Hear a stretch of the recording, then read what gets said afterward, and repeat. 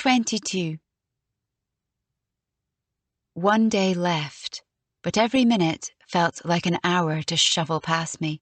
Nothing to do except tell myself he wouldn't, then tell myself he would, then tell myself to go to the cops, then tell myself to save the jobs, then start at he wouldn't again. Even the bit of drama at the fairy tale cottage didn't last.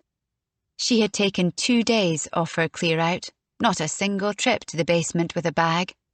Then, early one morning, both of them, Cardi and Curtin, went rushing down and charged inside. Half an hour later, they came trailing out again. Maybe it was a gas leak. There was even less to see out the front window, just Hephaw High Street sweltering in the sudden arrival of summer. Wasps round the bins, hanging baskets flagging outside the Paraffin Arms, the drunk in the bus stop. He wasn't waiting for a bus, I knew that now, down to his t-shirt with his boots unlaced. I had 23 hours to get through before I went back to Grangemouth to see if Big Gary would fold, if he would blink. I was kidding myself that anyone would notice a woman like me vanishing. Laura Wade, I wrote on a pad of paper. 25th of May. Martine McAllister, I wrote on a new line. The blurry woman who went to the Family Forest Church in Lockerbie. Then I swung towards my laptop to see if I could pin a date down for this one. 3rd weekend in March was as close as I could get it from the scraps in the Dumfries Standard. And what about Ivy Stone up in Fraserburgh? I went back to my history and found the story from the Press and Journal, 23rd of February. When I clicked the windows down and went to the calendar in the corner of my toolbar, my finger left a streak of sweat on the mousepad. My heart was rat-a-tat-tatting against my ribs, and I could feel my pulse in my neck. The 3rd weekend in March was the 23rd and 24th. I sat back and stared at the little box with its grid of dates. Jesus. I had a finger pressed into the base of my throat between my collarbones, so when my blood gave a sudden sickening extra lurch, I felt it inside and with that finger too. 1 a month. It wasn't that women disappeared every month. It was more like every month a woman disappeared. I rubbed my hands on my jeans to dry them, then put my fingers back on my keyboard. I had forgotten Big Gary for the first time in 6 long days. Missing Woman, Scotland, April 2018, I typed, and sat back as the screen filled with irrelevant nothing. With Scotland crossed out, I got stories of missing women from all around the world. With woman crossed out, it was stories about lost dogs in April, missed planes that wrecked Scottish hen nights, and 100 other irrelevant reports of runaways who'd turned up and girls taken overseas by divorced dads. Even Laura, Ivy and Martine popped up once I was a few pages deep in the search results, with April gone. Maybe, I said to myself, just maybe, they tried in April and failed. But tried what? There was no pattern to the 3 disappearances. Laura left her flat all dolled up for a date. Martine was last seen at her funny church, and Ivy hadn't been seen anywhere after she'd turned out for an animal charity. Where would you even begin to find the missing corner to make that a square? Family Forest, I typed, because, not to be prejudiced or anything, but a weird little church no one had ever heard of struck me as the dodgy bit. Except, as the hits filled my screen, I could see it wasn't a hole-in-the-wall operation at all. It was international, with branches from Utah to Adelaide, to Lima to Hong Kong. Professional-looking pop-ups and pictures of happy groups of people hugging each other, and all with photo stock copyright protection overlaid. When I added Lockerbie to the search, it got a bit more low-key. Just a single page dedicated to that branch on the main website, and not much more information than that they met at the Cross Keys Hotel once a month on a Tuesday. I sat back. They were meeting tonight. They were meeting in 4 hours. I had my keys and my bag and was halfway out the door before the spinner had stopped. before the last of the pictures was loaded. At Hollywood Nails, Aisling and Rennie were cleaning, going at the place with gloves and mop slippers on. "'Cause I think there's a smell," Aisling said. "Can you smell a smell, Tash?" "Rennie says it's nothing." "I never said I couldn't smell it," Rennie said. "I said it's nothing to do with us. It's the drain out the back that's gone a bit whiffy. You can't smell it in here, can you, Tash?" I took a deep sniff and then cleared my throat. The gel nails and acrylic dust added to the girls' perfume, and that cocktail of cleaning products on their wipes and mop feet made a powerful blend. "Smells lovely to me," I said. "What did you want anyway?" Rennie said. "Don't suppose you came in because you finished all your housework and you still feel like scrubbing?" "I just came to say I'm going to be out for the rest of the day, but I'll be back tonight and I'll see you tomorrow." They had been skidding around, toeing into corners and wiping any surfaces that came within reach, but when I said that, they stopped and turned to face me. "Are you okay?" Rennie said. "Hope so." I tried for a cheery tone. Their faces told me I'd missed by a mile. Same as with Adim. I felt myself longing to tell them, felt it like a physical pull towards them, a knowledge that if I could get it even half out of my head and into someone else's, I might be able to sleep and breathe and laugh again. "So," I said, "see you tomorrow." My car was still parked up the side street, and as I turned the corner, I caught a sudden trace of the smell the girls had mentioned. More than a trace. It was strong enough to make me put my hand up to my face and cover my mouth and nose.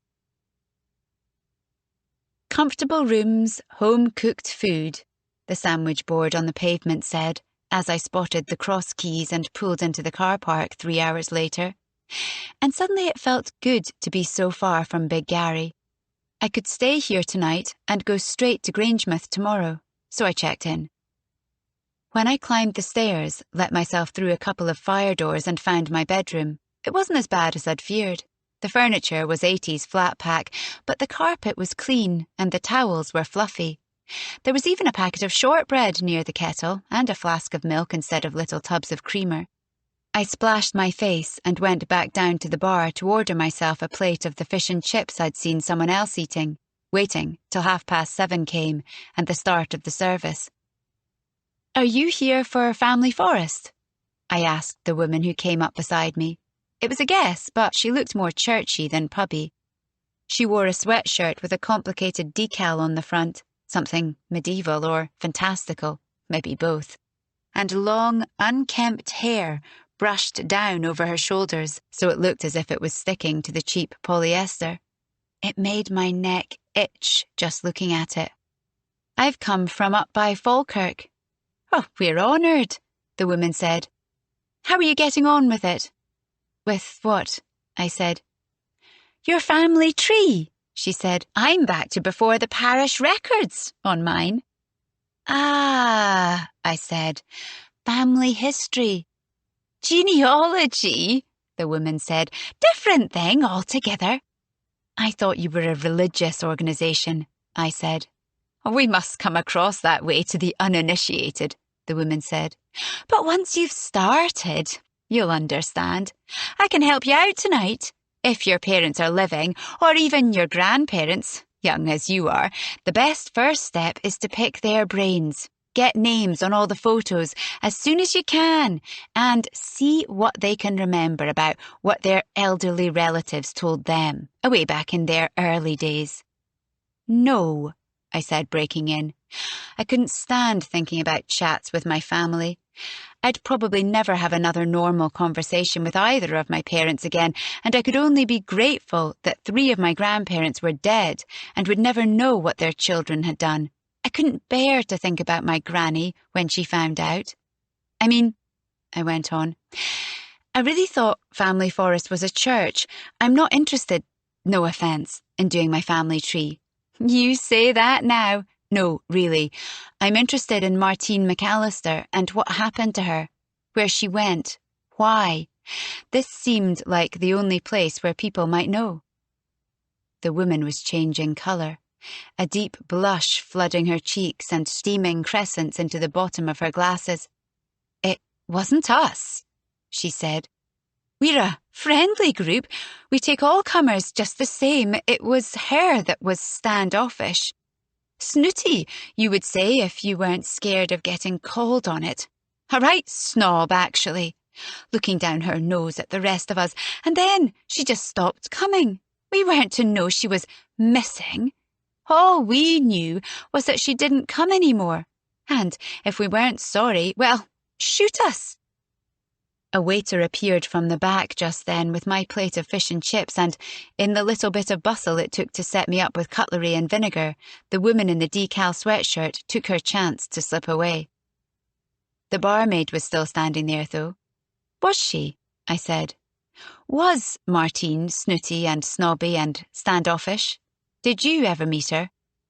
"You didn't hear it from me," the barmaid said. "I think she was snobby. Considering." Jesus. "Yeah.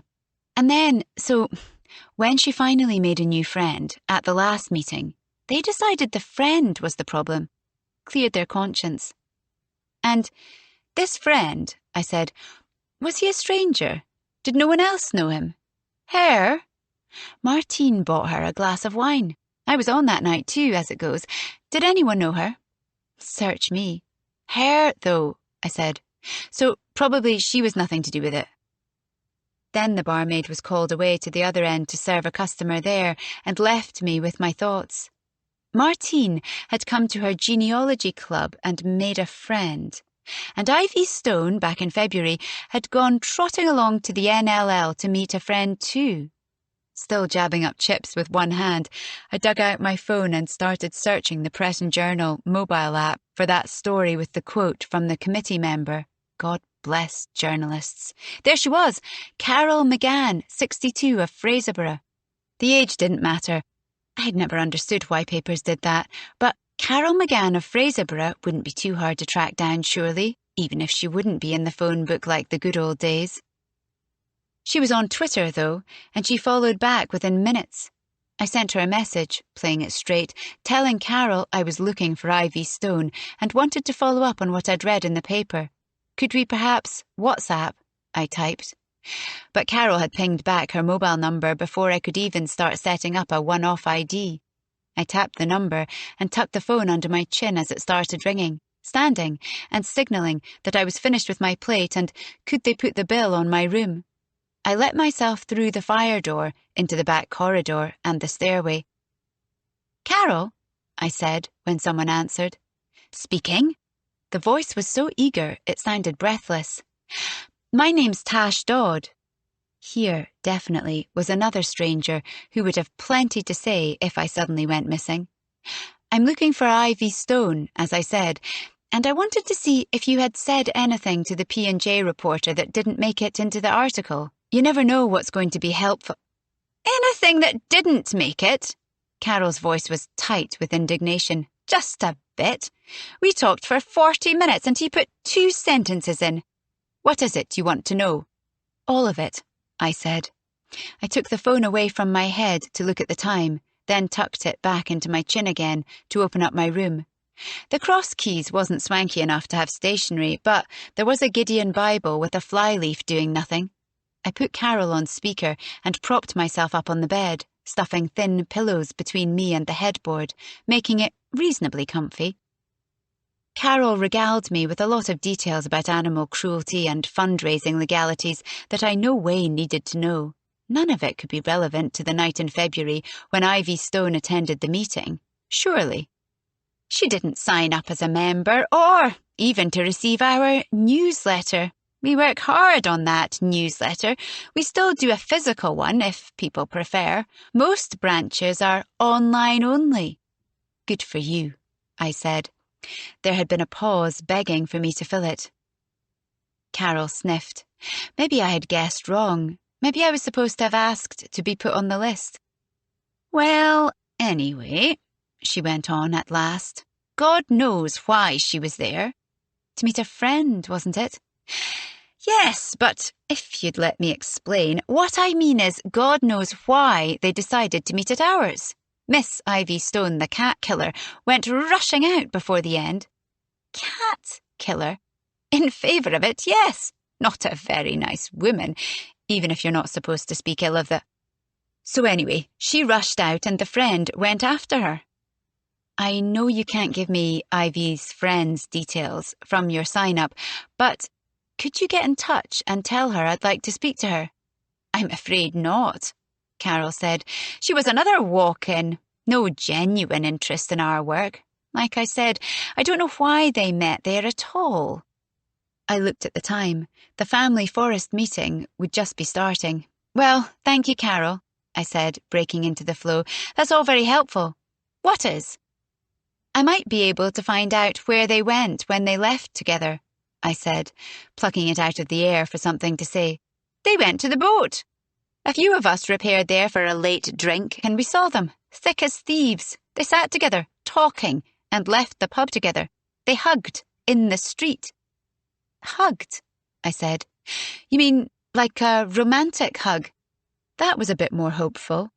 If you were looking for the point where a quiet little life started to unravel, a misunderstanding about the nature of a drink, maybe. No, not at all, Carol said. More like one of them was upset. Couldn't say which one, but it was a sort of a there hug. Bitter cold night it was. Thank you, I said again. Thanks for filling in all that missing detail. I'm going to have to go now. I'm following up another lead right now, actually. But you've been very helpful, even if you don't think so. Thank you very much. You're as bad as the reporter, Carol said. You can't do that. You ask 1,000 questions and don't answer a single one. Another time, I said. Sorry, but I really have to go.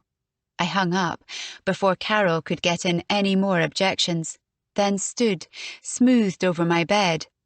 If there was anything more depressing than a cheap hotel room, it was a cheap hotel room with a messy bed, and went to put a bit of lippy on, or at least brush away the salt, in time for the meeting. It hadn't really got going, as near as I could tell. Only half the little tables in the function room were occupied and groups of people were chatting. There was a podium set up, as if for a speaker, but no one was anywhere near it. I put my shoulders back and made a beeline. Hiya, I said, lifting the mic. It squealed and I moved it back. Sorry to interrupt. The conversations died out as everyone turned to listen. My name's Tash Dodd, I said. A few of them were frowning. I'm here tonight because I'm looking for Martine McAllister. Now some of the people were looking down at their laps or exchanging glances.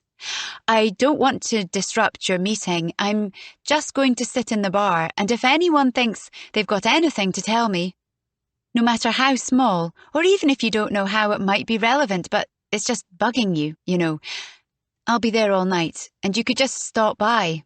I'll buy you a drink and I'll listen. Thank you. A man in a blazer with a badge on the lapel was coming my way at a fair clip, so I dropped the mic back onto the podium. It boomed as it fell, and half the people gathered in the room put their hands to their ears and winced. I scooted out through the open arch back to the bar and didn't stop until I was on my stool with the friendly barmaid to look out for me. A minute later, I saw someone bearing down and turned. What can I get you? I said. He was in his 30s, dressed in a Scotland top and a baseball cap, beefy, turning flabby. Bottle of Beck's hen, he said, and a packet of prawn. Pushing it, in my opinion, but I nodded at the barmaid anyway, and she bent to the beer fridge. So? I said, when the guy had taken a long suck from the neck of the bottle and stuffed a greedy grab of crisps into his mouth, wiping the flavour dust off on his jeans afterwards. So? He said. His resting face was close to a leer, amused anyway.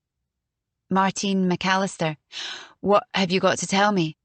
Show you, he said. It was me that took the photo of her on the last night, the one the papers used. He was already flicking pictures across the screen of his phone with a stubby finger, still crusted with prawn flavour. And why were you taking pictures of Martine? I said. Was she a close friend, or did you take them of everyone?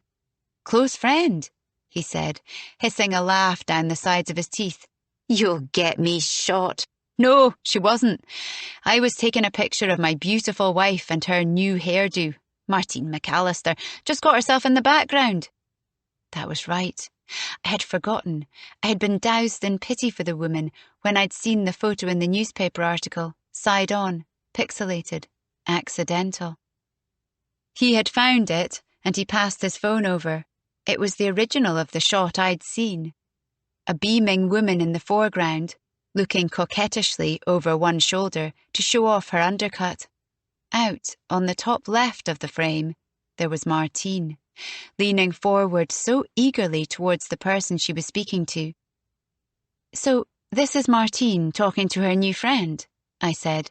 "Is she here tonight?" "She's not," the man said. "She only came that once. Never been before, never been since. She came to meet Marty, we reckoned. No clue why they did it here, though. Wouldn't catch me if I had the option." I stared at him, Carol's words echoing behind his. Then I bent to the picture again, zoomed and repositioned, zoomed again, until I was looking at the right-hand side of the wife's head. Martine's companion was tantalizingly out of view. I could see her feet, tucked back behind the spar of her chair, neat little feet in high court shoes. And I could see the woman's left hand resting on top of Martine's on the tabletop, but the rest of her was hidden. "Can I scroll?" I said. "Have you got more?" He shook his head. "Really?" I said. "I always take 20 to get one half-decent one. Can I check?" "I keep my phone tidy," he said. "Learned that the hard way." "Can I send this one to myself?" I said. "More than my life's worth," he said. "What do you think I'm doing here, digging up Granny's names? She caught me, didn't she? The wife. Borrowed my phone and caught me out. So, no, I wasn't close to Martine, and no, you can't put your number in my phone. I'm only here talking to you because she's at home on her bad week tonight, and I'm off the leash." I studied the picture in the few moments I had left. The woman was small, I was pretty sure. The feet looked small, and the hand was tiny on Martine's. Not young, I didn't think, from the ropey look of the back of her hand, and from the fact of the court shoes and tights. Martine's gaze was directed downwards, too, looking into a small woman's eyes, unless she was staring at something the woman was showing her. "That's them starting," the man said, as the mic in the function room squealed again. He shook my hand, then left, taking his bottle of beer and his half-eaten bag of crisps with him. "Carol," I said, when I'd rung and waited and the call had been answered. "I should have said this before. Can you describe the woman who came to meet Martine?" "That's what you get for being so rude. Practically hanging up on me like that." "Sorry," I said. "Can you?" I was betting she'd not be able to resist it. "Hard to say," came grudgingly at last. I kept quiet. "Not young and not old. One of those types. Spry enough, but dressed very formal. Looks like she might work in a bank, maybe." "A uniform?" I couldn't help the leap of hope in my voice. "No, just heels and tights and a skirt. V-neck cardi, blouse. And what about her hair? Eyes?" "Her eyes?" Carol said. "I never got close enough to see her eyes. Her hair was fair, fine, thin, actually." "Was she tall, short, thin, fat?" "Not a picking on her. Poor-looking wee thing." I would have put money on Carol being a woman of fairly comfortable build. I turned to the back flyleaf of the Bible. Small, thin woman, fair hair, well-dressed. Family history. Cats. First date. It wasn't much to go on to find out what happened in April. Different towns, different methods, totally different victims. There was always the police, I thought. I wouldn't have to tell them what I was looking for when I had found the 3 women's stories and put them together. Everybody spent their nights trawling online for nothing these days. It had completely taken over from aimless driving. I could go right now to the Lockerbie police station and ask to speak to a copper. At that very moment, I lifted my head and looked into the mirror on the back of the bar. I had to bite my lip to stop myself from laughing. He was off duty and out of uniform, but from the precision parting in his hair, through his Kangol jersey and his ironed cords, all the way to his polished slip-ons, that was Apollos, sitting there, ordering a drink and giving me a sideways look. No wedding ring, I saw, so not necessarily a scumbag, despite the looking. I turned from the mirror and smiled at him. "Evening, officer." "Jesus Christ," he said. "Just as well I'm not undercover." "Don't beat yourself up," I told him. "Lucky guess. Listen, can I pick your brain about something if I buy you a drink and a bag of crisps? I'm off the carbs," he said, patting the front of the Kangol jersey. "And when you say, pick my brain, you know I can't get you out of speeder." "It's nothing like that," I said. "It's something I've found out, and I'm going to burst if I keep it quiet any longer." "Can't have you bursting on this nice carpet," he said. "I'll buy the drinks, though. Keep it on the right footing." "Okay?" "Okay," I said, thinking, here goes then. Here we go. 23. I had moved so much in the last year that waking up in a strange place didn't faze me anymore. I lay looking at the slice of light spilling across the ceiling from the gap in the curtains and let my mind range lazily back over my room at home, my room in Aberdeen, studio in Dumfries, bedsit in Ayrshire, and the flat in Hephaw, not awake enough to wonder where I was this morning. It was when I stretched my legs out and felt the warmth of another body beside me that I came to fully, with a snap that kick-started my hangover. I turned my head carefully, feeling my neck twang, and saw the profile silhouetted on the pillow beside me. Ty. A policeman. Never married. Born in Carlisle. Moved here for a cheaper house and quicker promotion. I turned back and faced the ceiling, raising my arms carefully out of the covers and pressing the heels of my hands into my eye sockets. Ty. He'd been surprised, shocked nearly, when I'd put a bottle of wine on my room bill and asked him if he wanted to join me. And the barmaid had given me a look that made me hope she wasn't on breakfasts today. Ty. He had condoms in his wallet and didn't consider for a second not using one, and he'd taken it away to the bathroom afterwards, wrapped it and binned it. Good manners and kind to marine life. Ty.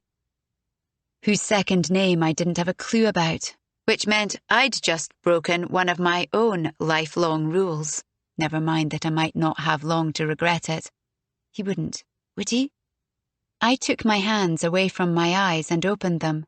The dark sparkles blinded me, but I knew, without looking, that he was awake now. "Hiya," he said, his voice thick with sleep and the after-effects of that shitty wine. "Hi," I said. My voice was no better, gravelled and gluey. "How are you feeling?" I considered the question. Physically, I had a headache and a birdcage mouth, but no nausea, and I was in a pub with a full fried breakfast waiting downstairs if I could stand the smell of a bar in the morning. On the self-respect front, I hadn't led Ty on. I hadn't tricked him or used him. I'd had an open conversation with him and issued an unrelated invitation, one that he'd accepted, and the bit between the end of the bottle of wine and the start of the night's sleeping had been pretty good for a first try. I wasn't sorry about it. So how was I feeling? "I'm going to have to shoot off," Ty said, "but you've got me interested, I'll tell you that." I turned my head sharply to look at him, making my brain slosh against my skull. Last night, even after a skinful, he hadn't said a smarmy word to me. "Not that," he said. "I mean, yes, that, but that's not what I meant. I meant you've got me interested about this missing woman in April, the not missing one. I'll see what I can dig up when I get to work, and then... Can I phone you later?" So, how did I feel? I put a smile on my face and pushed myself up onto my elbows. If the ends didn't justify the means, what did? Someone said that, and this morning I agreed. For one thing, if this was my last day, I deserved last night. The bed dipped as Ty swung his legs out and stood. I watched him on his way to the bathroom. Just one shoulder tattoo. Long faded tan lines. Once he was behind the door, he turned and looked round it. "Just so you know," he said, "I'm going to put my keks on and go downstairs, but I'm coming back. Can I bring you a decent coffee if they started breakfast?" "Why are you—" "Because that bloody wine has gone from my guts like an old kebab, and I don't know you well enough to stink up your bathroom," he said. I laughed and put my head under the covers to hide my red face till he'd gone. I knew I should use the time to pee, brush my teeth, or even dress, but instead, I propped myself up as best I could on all 4 thin pillows and tucked the covers under my arms, going over the conversation from the night before. No one else from Family Forest had come near me with any tidbits about Martine, so there'd been plenty time to convince him. 3 women have disappeared round about the same day of the month in the last 4 months, I'd told him. 2 of them after meeting a short, thin woman no one knew, who made a beeline. It happened here in March, and it happened at an NLL meeting in Fraserburgh in February. The 3rd one disappeared after going on a first date in Ayr in May. With this skinny woman, Ty had said. He'd only reluctantly agreed to listen at all, but when I started talking, he couldn't help himself. He was like a beaver hearing running water. "Well, no," I had said. "Actually, I'm only guessing it was a first date because she left home all dolled up and she didn't have a boyfriend." It was the right time of the month, though. All 3 of them. They disappeared with their phones and laptops, and 2 of them with their cars. But they hadn't cleared their fridges or put those holiday messages on their emails. At work. As he listened, he kept stretching his fingers and then curling them, as if his hands were itching for a pencil and notebook. They all work for themselves, and they didn't prepare their businesses for walking away. "What businesses?" "Martine's a grant writer," I said, hoping he wouldn't ask for details because I had only a very hazy sense of what that meant. "And Laura's, it's hard to say what it is. One of those businesses, you know." "A tart, you mean?" "No, Jesus, content design and retail, I mean, something like that." I was kidding. He smiled at me, waiting for me to laugh, but I didn't play. These 3 missing women were real to me now, no laughing matter. And give him his due, he sobered quickly. "So, they're all quite isolated," he said, "living alone, working at home." "But your lot never put them together," I said. "As far as I can tell, anyway. They were all pegged as low priority, not vulnerable or anything. I suppose resources are stretched for you same as anyone." "Mispa's stretched, certainly," he said. "And we're not even keeping up with traffickers, not even scratching the surface. Independent women who take their laptops with them are right at the back of the queue. Are you okay?" I hadn't realised that my face had fallen. I hid it in my drink, taking a big glug. "Fine," I said, when I surfaced again. "It's just a horrible thought, isn't it? So, I was saying, the police never connected them. One of them, Ivy, hasn't got a car, doesn't drive. That's fair enough. But Martine's car was tracked between Edinburgh and as far as sort of Livingston way on the M8, and Laura's car was tracked up the M77 to Glasgow and then, same thing, halfway along the M8 in the other direction. So, you see, it's like they converged on the same spot." But he had screwed his face up and was shaking his head. "What?" I said. "When you say tracked, you mean plate recognition." "Yeah, well, that's the thing, see. ANPR only covers the M77 and the M8. "Seriously?" "And a wee bit of the A726. "Where's that?" He laughed. "It joins the M77 to the M8. "Seriously?" I said again. "That's pathetic." "So it's not really significant that they were clocked there. They could have been going anywhere, but there's no way of knowing after they peeled off the motorway. Yeah, I said. Geez, this country. He frowned at me. Half of it's empty and everyone's jammed in beside the same couple of roads. It's like the whole population's living in a lay-by. Keeps the nice bits nice, he said. Where is it you live? I laughed. Grangemouth. You've got a point. But listen, that's all by the by. Even if Ivy went somewhere in February, and Martine went somewhere else in March, and Laura went somewhere else again in May, the thing I actually wanted to pick your brain about is April. I waited to see if he would twig, without knowing exactly why it mattered. I wasn't even sure if I hoped he'd find the whole thing ludicrous, and so give me roundabout permission to stop thinking about it, or if I hoped he'd pounce on it, proving he had a working brain, not dulled by checklists of risk. Let me get this right, he said.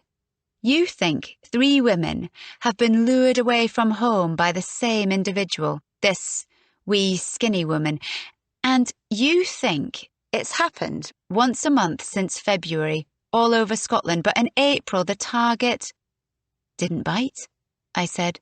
Or got away, he added. I shook my head.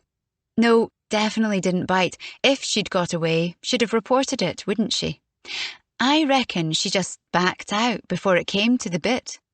You'd be surprised, he said. You'd never believe how much shame counts for. If she thinks she made a fool of herself, swallowing some crap someone's peddled, she could easily not have come in and told us. I've seen it 1,000 times for things worse than this. Worse than what? I said. I hadn't meant it to come out so aggressive, but how could he rank how bad things were when we didn't even know what had happened? The 3 of them might be dead in a ditch. I stopped as my brain caught up with my words. Oh God, the 4th one might be dead in a ditch too, only no one's missed her yet. Like that girl in London, that was years. What's got you so interested? Ty said then.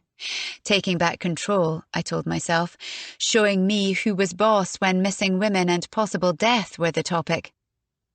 I saw one of them on her last day, I said, lying smoothly, and I wondered how common it was. I stumbled on the dates by accident. He said nothing for a while, drank his drink.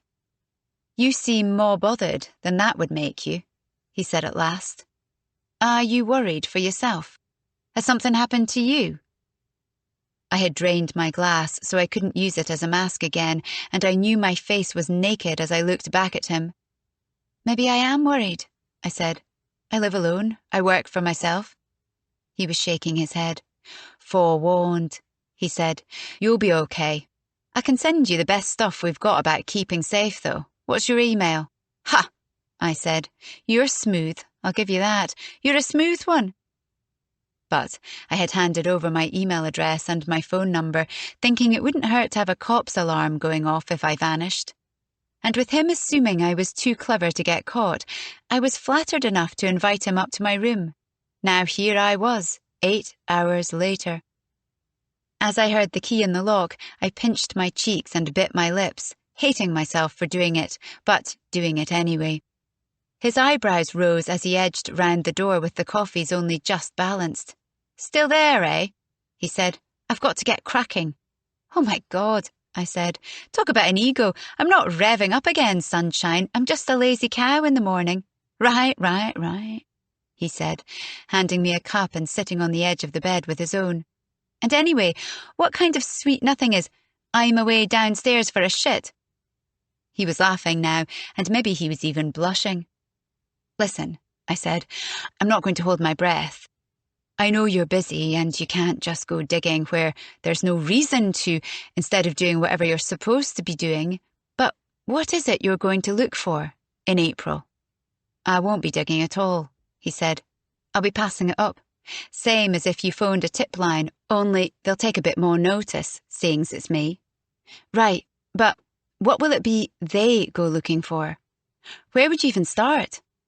The date's good, he said. Best guess is they'll trawl ID theft through false pretenses. It's not really ID theft, but all the other frauds get you miles deep in financial stuff. What about kidnapping? I said. Is that a real thing? Mostly child abduction by non-resident parent, he said. Anyway, it's not up to me. I'm not a detective, I'm a plod. The way he swigged his coffee had a rounding off air about it. I could tell he was itching to leave. I'd never been clingy, and it bothered me that he wouldn't know that about me, that he might want to scrape me off like burnt porridge on account of how I was spinning this out. But I could hardly tell him I wanted clues, not cuddles. You couldn't fling me my shirt before you go, could you? I said, nodding at the pile of clothes heaped over the back of the desk chair on the other side of the room. That's not fair, he said. I got up and gave you a floor show.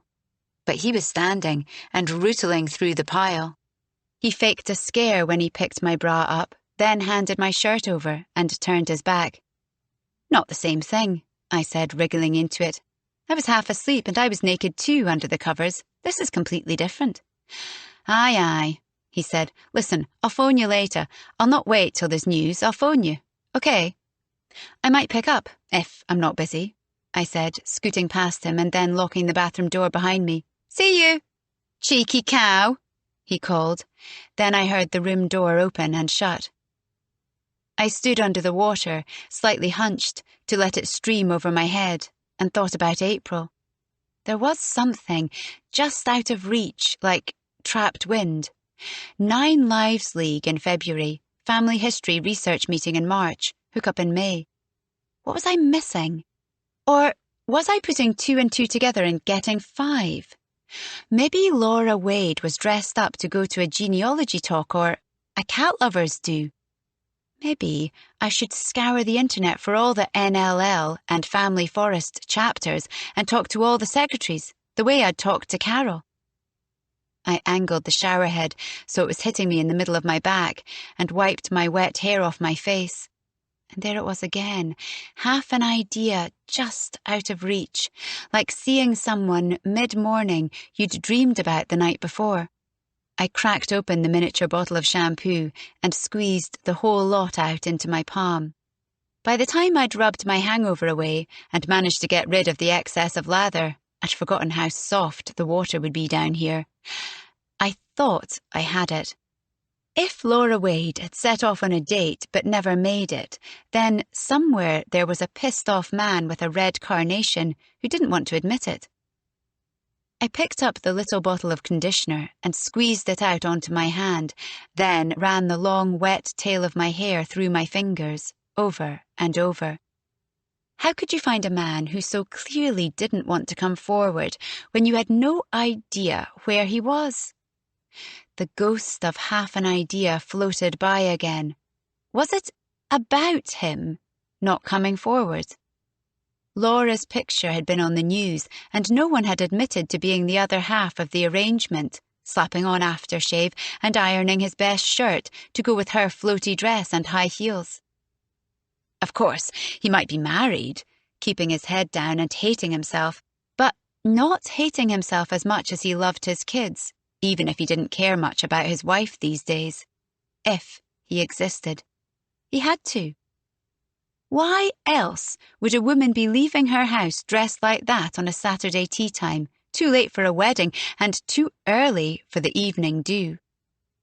I had coiled my hair up in a slimy pile on top of my head, but I didn't notice as it slipped down again and the hot water started stripping all the conditioner out of the ends. If it was too early for the evening dew at a wedding, it was too early, I saw it now, for a date. So he wasn't local. And that went with the high heels in her hands and the driving shoes on her feet. She wasn't just nipping round to the nearest bistro. She was in for quite a drive to meet this guy. So, how did she know him? When it broke over me, I shivered in spite of the hot water. Then, making no attempt to rinse the roots of my hair, I got out, wrapped myself in a towel and trotted back into the bedroom, ignoring the fluff sticking to my wet feet and not caring how see-through the net curtains might be. I found my recent contacts and hit the button to call Ty. "Talk about playing hard to get," he said, sounding delighted. Yeah, I said. Never mind. Listen, it was an online dating site. I bet you a much nicer bottle of wine. It was a dating agency that hooked Laura Wade in May, so it might have been the same scam in April. It might still be operating now. Maybe. Talk me through it, he said. I could hear his indicator and then the quieter sound as he pulled off the road and parked to give me his whole attention. I'm convinced she was off on a date when I saw her, I said. And call it women's intuition, but I think it was a first date. And she was setting off on a long drive. She had driving flats on, stilettos to change into. And there was just something about her. It's hard to explain. Try anyway, he said, sounding distracted. She was definitely looking forward to it, but not like she knew it was going to work. Not like a date with a man she knew she was into, but not a break-up date either.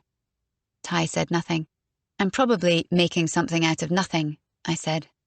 I don't think so, he said. I'm looking at the security cam still now. I've just Googled it, and I think you're right. She's half excited and half wary. So, she's going on a date with someone she doesn't know, I said. And unless it's a blind setup from a mutual friend, that means a dating site. People do go on blind dates, he said. They still hook up at the bar in a pub, as it goes. Ha ha, I said. Yeah, they do, but why wouldn't the pal who set them up have come forward? We can't interview every man in Scotland who's got a profile up on an online dating service, Tash. We'd need to call in the army. It sounded like the voice of experience. I wondered how hard he'd been trying to meet someone before he gave it all up for a quiet night at the Cross Keys on a Tuesday. Here's what I think, I said. He doesn't exist. No matter what he said about himself online to get Laura in that frock. I think the truth is he's a skinny wee woman that dresses like a secretary and lands 3 out of 4 fish she casts for. Or 4 out of 4 and one of them hasn't made a ripple, Ty said. This is good stuff, Tash, and I'm going to pass it on and keep your name out of it. I'm going to look like a genius, but I need to tell you, no one's obliged to admit they had Laura Wade on their books, and if we go in saying a kidnapper passed herself off as a hot guy, they're going to try even harder to hide that they were involved. Huh, I said. That's disappointing. I mean, I'm glad it's not North Korea and all that. But I will pass it on, though, Ty said. Cybercrimes have got a lot of pull, one way and another. And God bless austerity Britain, eh? I had no idea what that meant. You can still get work as a CI, so I wouldn't be surprised if there's some string they can tug somewhere, if it's even a real site, I said. I mean, it might be, and I hope they do the decent thing if it is, but it might be a total scam, you know? If she piggybacked on the NLL and the family forest, he said, chances are she piggybacked on a real Lonely Hearts too. Yeah, maybe, I said. What's a CI? Confidential informant, like you. Me? I'm a concerned citizen. Nah, you're a CI. I paid your room bill. That makes me something, right enough, I said. Why did you do that? Pass, he said. So. I roused myself. The guy was parked at the side of the road getting late for his shift, and I was standing dripping on the carpet. So, I agreed. Right then, let's crack on. Sorry, you're not late, are you? I meant, he said. So is there any chance you're going to tell me why you're digging into this? I did hesitate, but in the end, I went with, no, sorry. And he said, I hope you won't be. 24. I meant to head straight for Grangemouth, but the A89 turn-off caught me by surprise, and I told myself I could go the back roads just as easy as the motorway. Maybe Ty letting me know that no one was watching the back roads made them more appealing. Or maybe it was the sun hitting the red slope of the shale Bing full on, making me think of those scientists, all the flowers and insects, somehow managing to thrive in the slag. I flicked my indicator and headed for what Somehow, after a week in an Airbnb, felt like home. I was right to come because my little corner of downtown Hebhaw was a shot in the arm this morning. Someone had watered the hanging baskets at the Paraffin Arms, and it was too early for the bus stop drunk. Hollywood Nails even had customers in both pedicure chairs. I slapped yesterday's paper and today's, a pint of milk and a packet of bacon on the counter at Adim's. "Has anyone been looking for me?" I said. "Anyone asking?" "Not so far," Adim said. "If they do, I'll say you've been in and done your walk of shame, and now you're going up to cure your hangover." "What are you on about?" I said, unconvincingly, even to my own ears. "You were in here for juice and crisps for your wee road trip yesterday before you set off," he said. "Or did you forget?" "I'm wearing jeans and a black shirt," I said. "Walk of shame. Same earrings, and you've never dried your hair with your own dryer. State of it." Adim said. "Don't look at me like that. You were the one telling me to pay attention." "Are you gay, Adim?" I said, for revenge on him. "Am I shite?" he said. "I've got 4 girls. There's nothing I don't know about straighteners. It's a conveyor belt on school mornings, and I'm a ninja with them." 4 girls, I said, feeling my face fall. "So, whatever it is you're doing," he answered, "more power to your elbow." I've always been a sloppy drunk, and even worse the next morning. That and the deadline roaring up towards me at last, after months of preparation, forced 2 fat tears out of my eyes. "Sorry," I said, swiping at them. "I'll be taking over the title of local weirdo from them at the wee house." "Who?" he said. "Oh, the fairy tale cottage wifeys. Yeah, right enough. Goldilocks would pass on their porridge." We both laughed and then both fell silent. "I'm going away again," I said. "I need to do something, I think. If I'm not in for my paper tomorrow, don't keep it." "Are you sure?" He rubbed his arms under his shirt sleeves, as if my voice had made his flesh creep. I couldn't tell which bit of it he was even talking about, so I answered, "I don't know." At Hollywood's front door, I sniffed the air, wondering if I was imagining something rotten nearby. Maybe there was a bad drain, or maybe that faulty gas line I'd suspected was right enough. Inside the salon, I met a wall of air freshener so aggressive I coughed.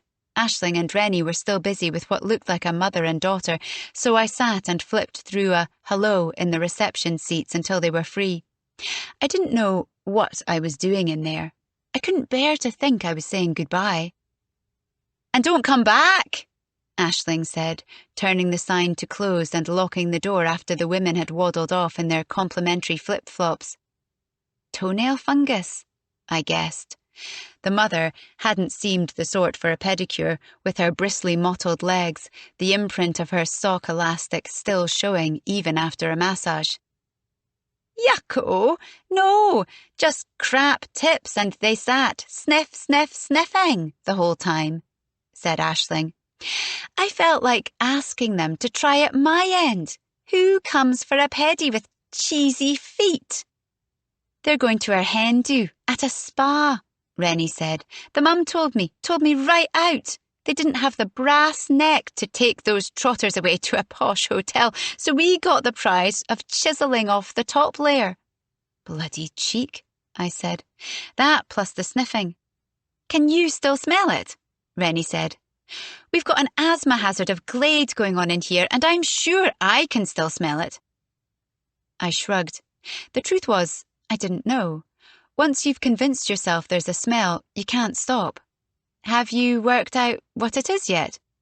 "We've worked out who it is," Rennie said, "or at least where it's coming from. It's that funny wee house with the freak sisters." "That's not fair," Aisling said. "The wee skinny one's normal. Nearly." I felt a buzz under my skin, like a low-level electric shock. I wouldn't have been able to say what it was. "Sisters, are they?" I said, then added, "I can see their back garden from my flat." "Well, they need their drains seen to," Aisling said. "It smells like something died in their basement." "I do think they might be hoarders," I said. The wee one is forever up and down with stuff. What kind of stuff? Rennie said. We could get the council onto her. I gave it a thought, going back over what I had seen. Hard to say. It's all in bags. Small stuff, not furniture and that. Probably food for the fighting dogs.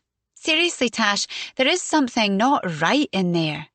Ignore her, Aisling said. She's got a basement phobia. I lived in London for 6 months, so they're dead normal to me. But it is weird to have one round here, right enough. And I'm telling you, it's the drain, not the basement. Their garden shares a wall with our back bit, and there's a grating too big to cover with a bin. That's where the guff's coming from. We're pouring bleach down it, night and morning, like it's punch at a party, Aisling said, but it's not helping. I'm with you about basements, Rennie, I said. I was at a party one time with this guy, and I was sure he'd gone off and left me, so I schmocked off too and broke up with him in a text. 6 months later, I found out he was downstairs playing snooker. I dumped him for nothing. Nice bloke too. Nice bum. Don't worry, Aisling said. You're in the hungry gap. They're all married and none of them are divorced again yet, but just wait. Soon they'll be dumping their wives and you'll be laughing. Still got your figure and all that. How old do you think I am? I said. Cheeky mare. 30, Aisling said. You told us already. Memory problems. They both cackled, and I didn't have the heart to bring them down again, dropping hints, so I just reminded them that I'd be in after lunch, prayed it was true, and left. How could a house look so frowsy just for being empty overnight? It wasn't as if I cleaned every day. I filled the kettle and waited, gazing out the back window, watching the cardigan sister wipe her clothes rope with a cloth before starting to hang a load of washing. Quick cup of tea, I thought. Change of clothes, drive to Grangemouth, pick up the signed papers and back for my massage.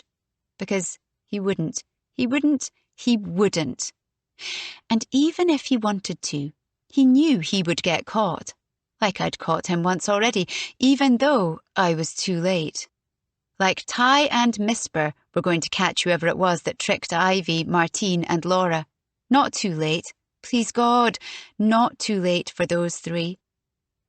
My phone rang. Smiling, thinking of Ty on his coffee break, or maybe even with news, I answered it.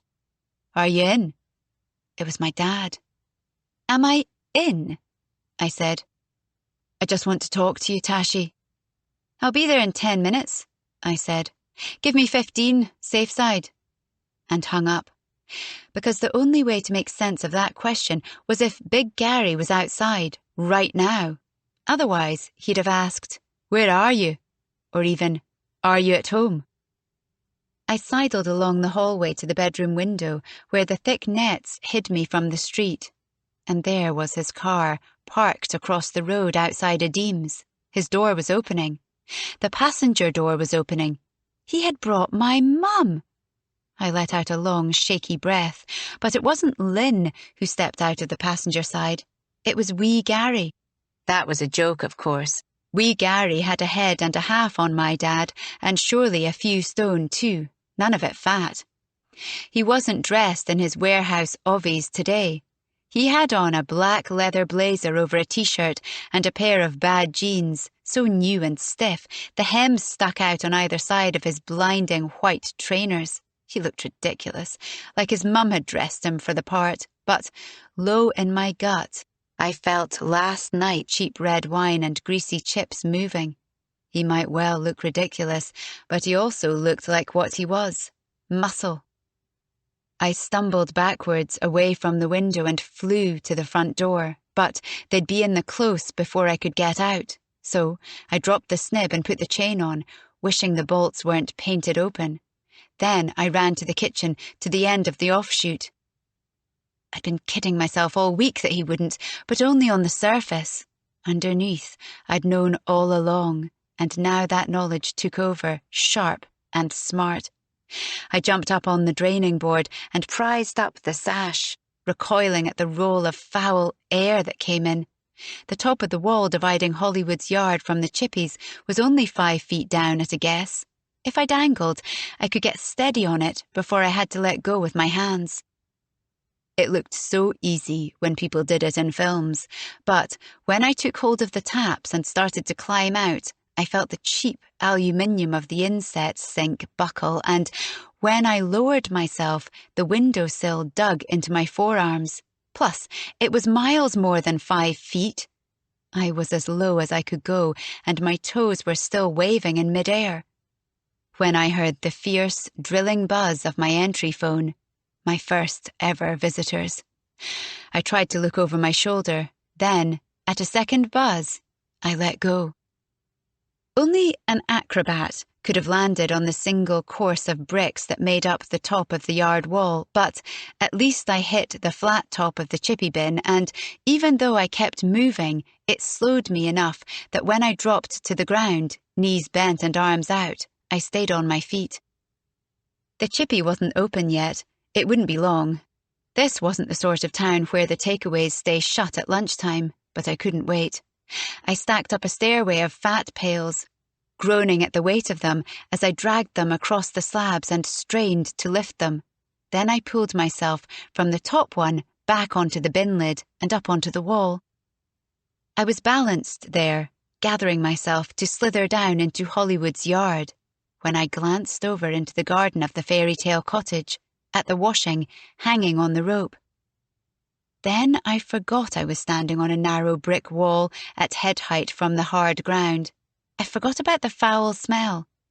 I forgot everything and stared at the clothesline. It was crowded with t-shirts and blouses, all different sizes, underpants and bras, all different colours, looking like the stock for a jumble sale. And in amongst them was a peach and cream summer dress, fluttering on the line the way it had fluttered on Laura Wade as she left her flat on the last day. I walked along the wall, steady as a rock, then turned and scrambled down, landing in a crouch. I let my legs stretch out in front of me and settled myself, not minding the wet grass under my bum or the rough stones at my back, scratching me through my clothes. I studied the washing, putting it together into outfits. 3 of them. A summer dress in May, a suit and blouse from March, and the sort of socks that you wear as boot liners. A cord skirt and complicated jumper from February, ribbed tights. 3 different sizes, none of them a good fit for either sister. A skinny wee woman, Rennie had said. That was what had bothered me, making echoes boom in my memory. One of the echoes was Carol's voice. "Not a picking on her," it said. "Poor-looking wee thing. It smells like something died in their basement." That was Aisling. So I was too late. I felt a pain in my chest like my heart was literally breaking. I was only just too late. They had been right there, being fed every day, then being left alone a couple of days to weaken, and then, on that one day of high drama I thought was maybe a gas leak, being killed. Now they were mouldering. I was too late. I was so close, but I had missed them. The house door was opening. I didn't even try to move. I couldn't move anyway. When she came out, the skinny wee woman, loaded up with more bags. We stared at each other, one frozen in the doorway, one slumped on the grass. "Myra!" The woman's voice was light with wonder. "What?" "You came." I said nothing. "My sister's sleeping. You'll have to wait." "Can I ask you a favour?" I said. My voice surprised me with how steady it was. "Anything. I can't believe you came. You just came. I tried so hard to make you come. 3 times I tried to make you come. I should have waited. Here you are." "Can you have a look up at the windows of the first floor flat there?" I said. "Is there anyone in there? But do it subtly." The woman pushed her hair back off her head and used the gesture to hide a sweeping glance along the top of her garden wall. "A large man," she said. "Did he try to stop you coming?" I was on my hands and knees now. Keeping close to the base of the wall, I made my way up to the corner. "Unlock the cellar door and leave it open," I said. "When you tell me no one's watching, I'm going to run inside, okay?" Because I had to see them. I didn't know why, but I had to see them with my own eyes. Then I would phone 999, and I would phone Ty too, and Adeem, and the girls in the nail bar. What could this tiny little woman do? However she caught the others, she was no match for me. She opened the door and left it ajar. She threw another glance at the sky, as if to check the weather. Then she trotted back up the steps, walked over to her washing, and started working her way along the rope, feeling the clothes. I had seen my mum do it 1,000 times. I had done it myself, judging how dry the washing was and how certain the rain was. It was the perfect cover for looking beyond the rope to a neighbour's windows. When she was halfway along, actually letting the floaty dress run through her hands, she said, "Now!" I squirted forward, covering the space in 3 sprinting strides, then threw myself down the steps. I grabbed the door jamb and swung myself round into the dark, out of sight, stopping, panting in the close blackness. The air seethed with the smell of death. The last thing I saw was the woman trotting down the stone steps to lock the door behind me. The last thing I heard was the distant ring of my phone lying in the grass where it had fallen at the base of the garden wall.